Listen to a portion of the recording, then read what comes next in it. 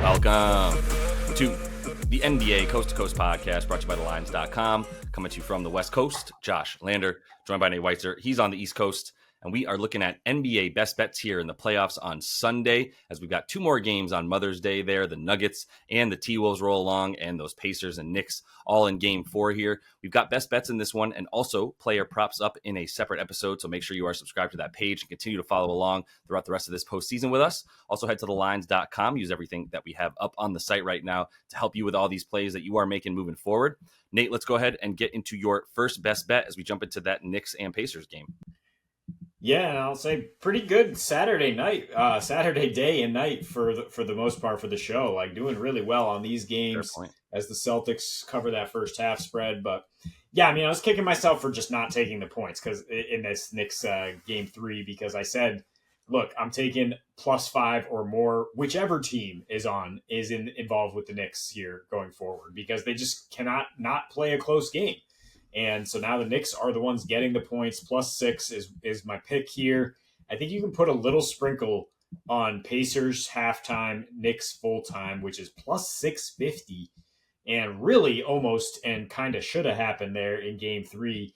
The Knicks just keep coming, man. Like I'm not going to buy too much into this like short rest, playing too many minutes thing when I see what actually happens out there on the floor, which is guys who are just like tougher than you, fitter than you, and just like in a rhythm. Like Dante DiVincenzo, for playing 45 minutes, now cannot miss a 3 because he's just out there all the time, and he's just like in a rhythm. Versus the Pacers rotating all these guys, whatever. I mean, the Pacers have just gotten really tight in the fourth quarter and not been good in clutch games in these entire playoffs. -3 net. Knicks, of course, +8. Only 1.5 assist to turnover ratio for the Pacers in the clutch versus like a 4 assist to turnover ratio when they're doing really well. Their effective field goal percentage is only better than the Pelicans, who got stomped out, as we remember, and the Philadelphia 76ers, who happen to play the Knicks. A great clutch defense. Of course, they don't have OG. They do have Josh Hart, who, like I said, is only 29 years old and is probably the most fit guy in the NBA at this point. DiVincenzo, only 27. Alec Burks is really the only like vet who has a lot of NBA miles on this team, right? So it is a short rest situation. Brunson is banged up, but like +6 is still plenty of leeway, in my opinion, to take the underdog here. I mean, you might want to take Pacers first half spread again. It's down to -3.5 after they covered that 5 in the first one, because it's just been night and day. Like they have the best 3-point percentage in the first half, 48%, and then 30% in the second half, and they get the fewest attempts off even in the second half. They're not scoring really outside. They're not scoring mid-range or fast break points, so they're depending on these paint points. And if Tibbs wants to play more Precious and Isaiah Hartenstein next to each other, like that's one area the Knicks can actually defend here, and the Pacers are just never going to be a mid-range team, right? It's all inside out. Although I do like Pascal Siakam for that reason, because they're going to get some mid-range there, right? But I mean, it's just Knicks mojo at this point. I mean, they have a 135 offensive rating in the second half of this series versus 117 in the first half, pacing themselves to a degree. They actually have won the fast break battle in the second half, like all Josh Hart right there. This team is just all heart. And it's the Knicks to cover 6. That's the pick here. Yeah, I was going to take that as well. So I'll just actually focus on how I think it's time to start fading points a bit more. The 218.5, I'm really not that worried about if you want to go under. But we did this last year, and I think we're still going to get some good value at 52.5 points in the fourth quarter to go under that in this game. And look, I mean, last game, I'll just start with this. 26 points in the fourth for the Pacers, still ended up with a total of 42 because the Knicks only put up 16. Pacers got 7 of their points in that quarter off of second chance points. I saw it happening. I was watching it happen and just going, like, the first offensive rebound putback that they got in the fourth quarter, I was like, we're going to lose this game because we're just going to get offensive rebounded right back in our throats the way that the Knicks did in New York. And such was the case. And it really, I didn't know it was going to be that bad, but a lot of offensive rebounds in those fourth that really helped them even get those 26 points. Like I said, 7 of them were off of that. And there were more offensive rebound second chances than the 7 points that they scored. They just missed on a few as well. So like if that gets limited right away, we're in a good spot. But it's also like this game was just perfectly, embodied the we're in the playoffs. It's the end of the season. A dude just hit 5 threes in the first half for us, being the Knicks, in Dante DiVincenzo. Like they just went, bonkers in the first half, especially in that second quarter when everything just went over. The pace was at a 97.5 pace in the first half of this last game, dropped to 88 in the second half, and about 87 in the fourth quarter there. So, everything does slow down. You get a little bit tired. Things get tight because these games matter that much. And that's just what happens. And by the finals last year, we were looking at like 48, 47 and a half point quarters for that series. Obviously, Nuggets and Heat a little bit different, but I just happen to specifically remember like a 45.5 point total there in some of those fourth quarters, because I think the books definitely started to pick up on that. And maybe we were just betting it into a place that got it there, but more likely, obviously, they just kind of put that together. And, when you look at the shooting for the Knicks, 52% from deep, most of that in the first 3 quarters. That fourth quarter slowed down big time for them. And that's going to be the case moving forward, because they don't have the bodies, man. Like they're picking up Alec Burks and just, willing him apparently to outplay what I think he's capable of. Now, look, he can hit some open shots and whatever, but that's not something that you want to have to rely on. He didn't really get much time, obviously, in the fourth, but my main point is that's who they're relying on now, because they need to give their guys minutes. As fit as guys are, like Josh Hart even took a little break, had some foul trouble, but also there was probably a level of like, damn, I just played this dude the whole game, 2 games in a row. We played 53 minutes like 3 games ago. So I'm sure there was a little bit of like, he finally didn't play 48 minutes. That was like the news coming for Josh Hart from the game was like, he had 18 rebounds, but he also played 43 minutes, which wasn't 48, which was crazy. That's where they're at, though. And like now you've got Dante DiVincenzo chasing Halliburton around. He's going to wear down by that fourth quarter. I know he had a 3 in that fourth, but did most of his damage before that, as we know. So I just think a lot of what we're seeing here is going to be a lot more to the under. I think the game under is a lot more likely now moving forward. Aaron Nesmith finally guarding Jalen Brunson.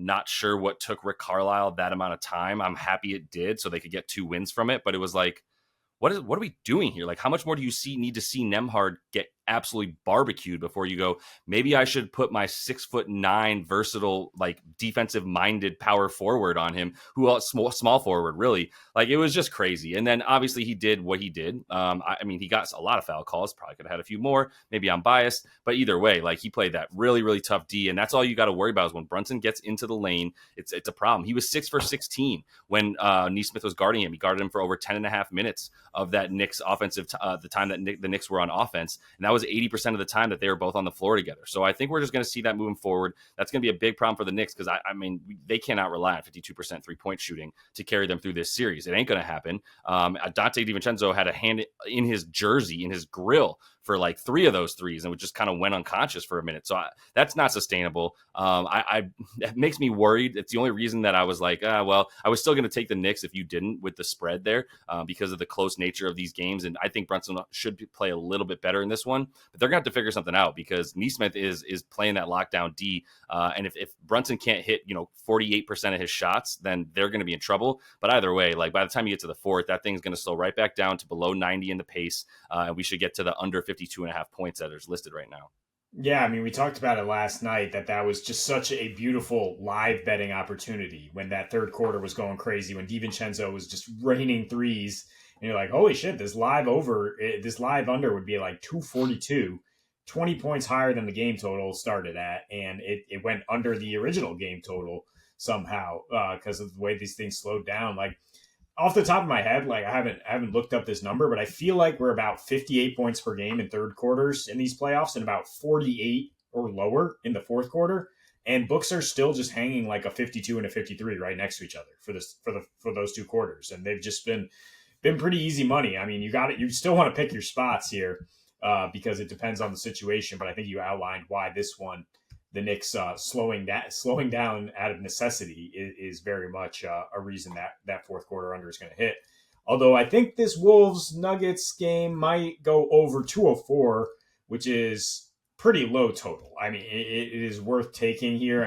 Game 1, the only competitive game in the series so far, got over that despite an incredibly low scoring first half, as we talked about. And then the last 2, each offense just took a turn, like taking a dump on the floor, right, for the entire game. Like, I think they're both are going to be able to figure some things out on offense. I mean, clearly the Nuggets figured some stuff out. That is like how to capitalize on this overly aggressive Wolves defense, right? Back cuts. The officials also playing a role in being like, you can't put hands on Jamal Murray this much, at least setting the tone with that and allowing him to operate. And of course, he bounced back. Of course, the champs just like bounce back, heart of a champion. I say, of course, that none of us had the chutzpah to bet Denver money line after that game 2 performance. But I mean, it was 4 days where you had a young team just taking time to basically smell themselves and talk and hear about how they're going to the finals and maybe are going to win it. And then you have the champs just being like, all right, we're going to make adjustments and publicly say like, oh, I don't know if Jokic, like, I hope we could put up a fight. And then of course they just come in there and do their thing in the playoffs. And that is putting up points. 117, definitely surprised by that full total. But I mean, you only need Denver to go.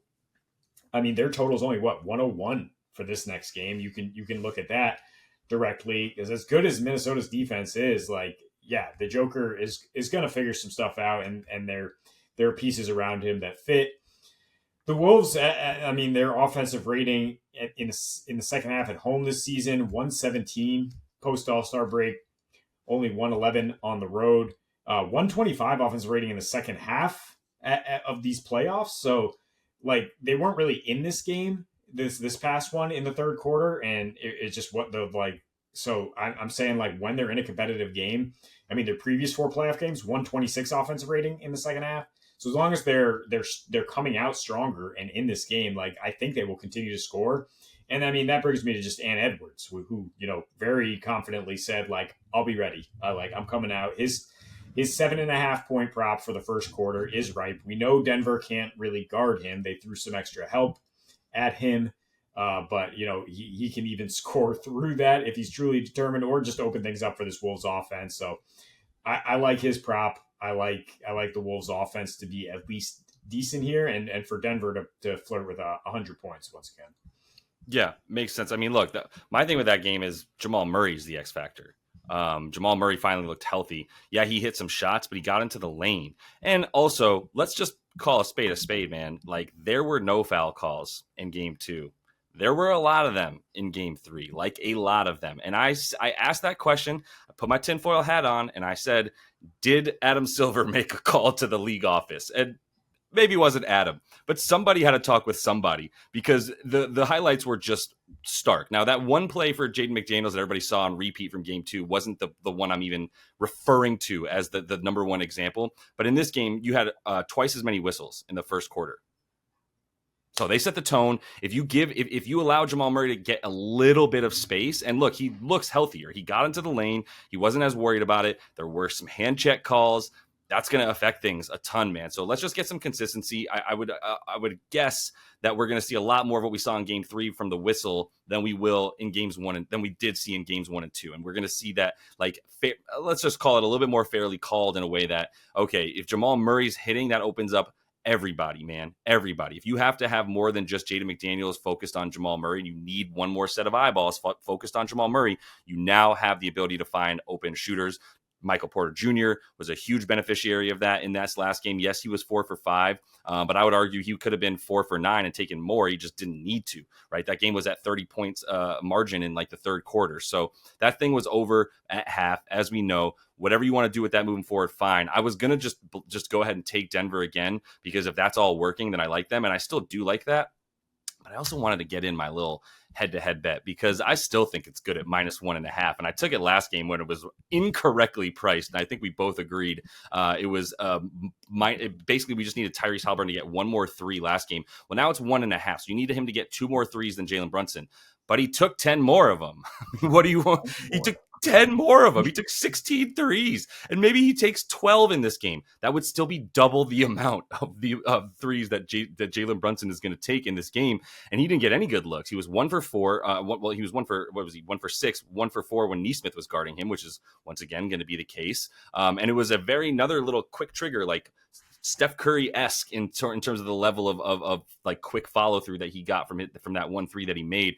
Like, I've got my eyes all over the Jalen Brunson 3-point shots. So like I'm very in tune with them, and like Haliburton, they just keep walking away from him on these threes. They keep just like literally turning their back and going to guard the guy who just rolled for him. It happened like 4 times, and I was like, as a Knicks fan, this is ridiculous. But as a guy who has got money on Tyrese Halliburton to hit threes, this is wonderful. Sure, just keep letting him shoot. And like 2 of them were truly contested threes. So all those shots, he just, 6 of 16 is fine on the night. So I'm going to go back to that. It's now at a state where like Halliburton's now averaged basically 10 threes per game against this team in the 6 games that he's played, including the regular season. Jalen Brunson's still averaging the 5.5 3-point attempts against the Pacers, who, once again, best 3-point defense in the league because they do want to run you off that line. It's a little bit of a different beast. I can't just blindly say, oh, they're the best 3-point defense in the regular season, and that's going to fully matter here, because these matchups and these game-to-game adjustments are going to be way more, they're going to be way more noticeable